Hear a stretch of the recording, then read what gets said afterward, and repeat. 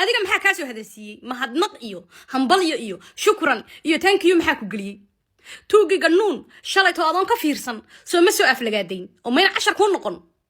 oo waxa weeye uu ka dhibaatada YouTube ka martay iyo gariirka ka martay ilaahay ogiya iyo anagu saanu dhulka isula galay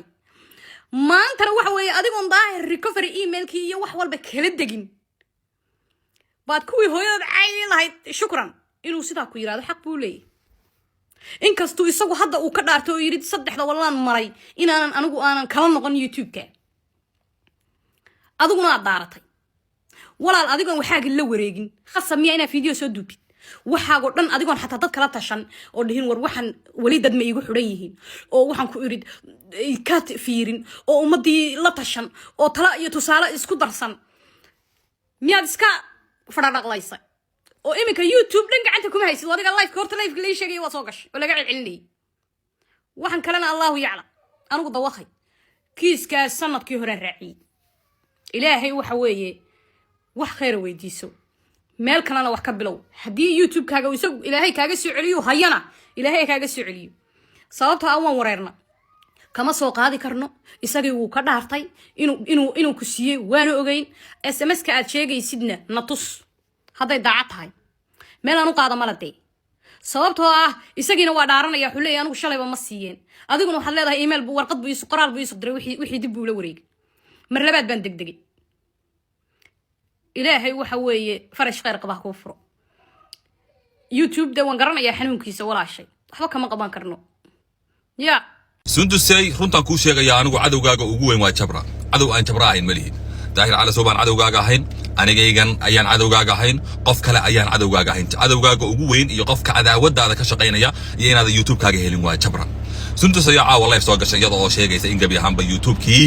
labada habeen ka hor loo dabaaldegay in laga la laabtay kana cabanaysa daahir cali soo waxay sheegtay inuu daahir cali soo YouTube ka kala laabtay maadaama oo ay u neegisay ama video ay u soo samaysay jabra oo ay ku tiri jabro waad mahadsan tahay in qof la faaniyo mooyee miyaan la noolaan karin waay maxaa masti ka dhigay in la faaniyo qofka sabab masti eg ninka jabra la yiraahdaa anu waan xanaaqsanahay caawa jabra ninka la yiraahday wuxuu kugu sameeyay publiga waa loo jeedaa ma birifaad buu lacag kugu siiyaa ha deeb message u qorta kasti message u qor oo birifaad ugu mahad celi public marka ay timaado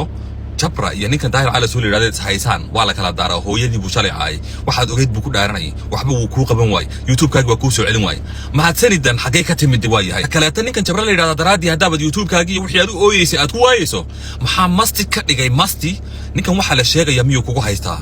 yani ninkan waxa la sheegaya miyuu ka haya waay bay maxay masti u noqotay qofkan adigoo og daraadii inaad YouTube-kaaga ku waayeyso inaad soo faaniso oo aad sanka ka marmariso qof aad og tahayba inuu ka awood badan yahay warshalay buu ku dhaartay inuu YouTube-kaaga aad qolka daahir cali soo tagay waa tagtay YouTube-kaaga waa lagu siiyay sabab in ka soo daahir cali soo caawa waan soo laabanaya isaga daahir cali soo waxa uu ka yiri arintan isla markiiba arintan caawa si fiican baan u daban galay si fiican ayaan information ooga hayaa waaba arintii ugu fiicneed information-kii ugu fiicnaan ka hayo gabadha sundus la yiraahdo anigu waxaan arkaa drama queen ta saxda ah inay tahay waayo aniga maanta hadii la igu haysto teleefankayga la iga awood badan yahay aanan ka maarmi haddii aad daawato muuqaalka oo aad dhamaystay waxaa kaa rajeynaya inaa comment qurux badan aad ka bixiso mar walbana waxaa jeclaa inaa kusoo bandhigo waxyaabo ku xiisa geliyo muuqaalka noo sheer garay aadaan u mahadsan tahay fikirkaagana nala wadaag